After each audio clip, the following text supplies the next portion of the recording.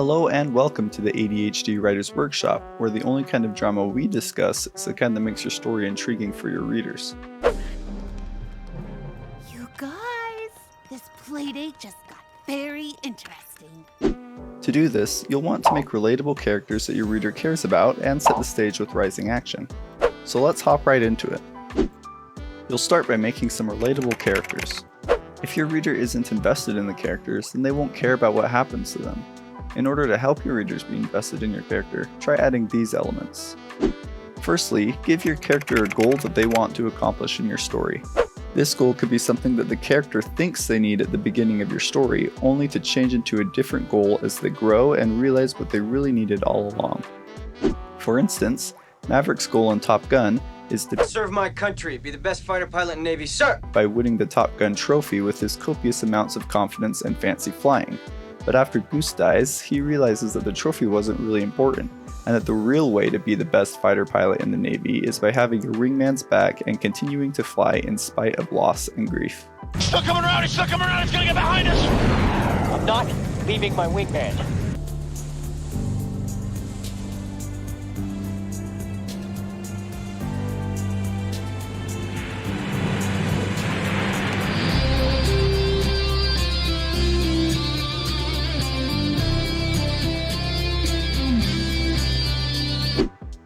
Second, there has to be something on the line for the characters. They have to struggle with some sort of conflict or insurmountable odds. Ask yourself what happens if your character doesn't achieve their goal. If the answer is not much, then you might have to rethink your character's motivation or the conflict that's in your story.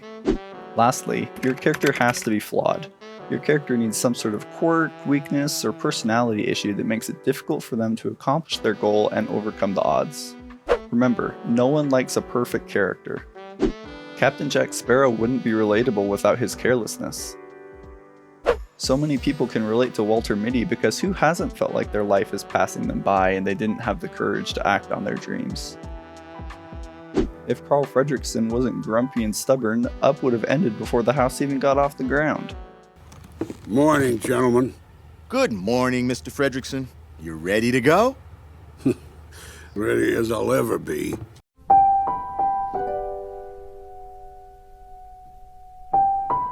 Let's take Ricky Baker from Hunt for the Wilder People as an example of how these 3 points look in one story.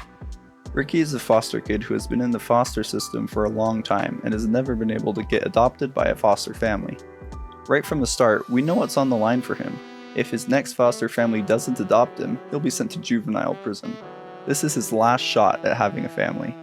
However, why should we care? He's a snotty kid. He keeps trying to run away from his new caregivers despite his new foster mom Bella's genuine love towards him, and he has a history of petty crimes. Apparently he's a bit of a handful, real bad egg.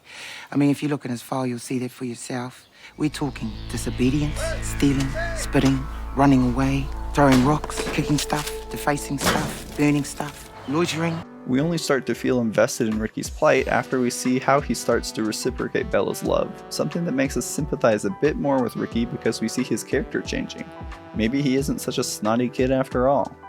The story really picks up speed when Bella abruptly dies and Ricky realizes that his new foster dad Heck is going to live out the rest of his life in misery and loneliness in the nearby mountains, condemning Ricky to juvenile prison.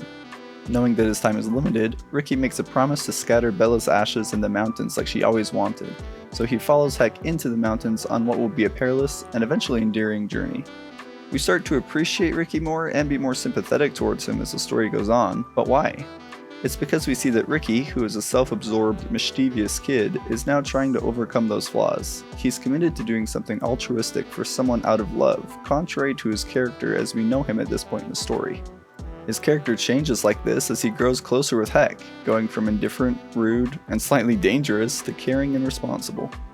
He also heals from his scarred past through his relationship with Heck, realizing that his real goal wasn't just to avoid juvie or spread Bella's ashes, but to have a real family.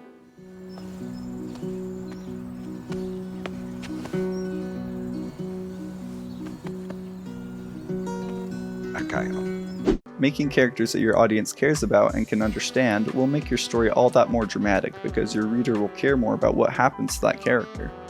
You can make your readers care about your characters more by helping them understand your character's goal, the insurmountable odds that keep your character from their goal, and showing how your character is struggling with their own personal flaws to achieve their goal.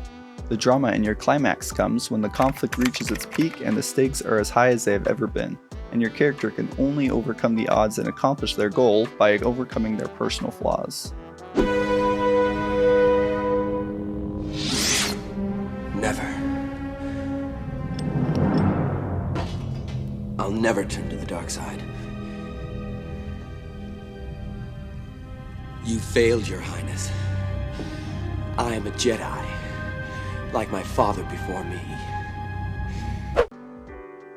Next up, let's set the stage for your climax with some rising action. The rising action in your story is made up from the events that build towards your climax. It's the hero's journey, the majority of your story, and it's where you have the most time to help show your reader how your character is relatable and set the stakes for the climax.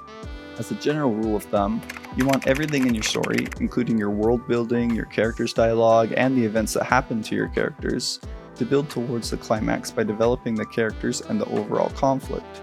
That's not to say that every detail in your story has to be solely focused on building drama for the climax, but try to focus your narrative on your character's flaws, their goal, and the conflict that keeps them from getting there. For example, Marty's goal of returning back to his own timeline in Back to the Future is complicated when he finds out that his actions are affecting the future, directly linking his actions to his goal and making it more difficult for him to get back home. You must not leave this house. You must not see anybody or talk to anybody. Anything you do could have serious repercussions on future events. Do you understand? Yeah, sure. Okay.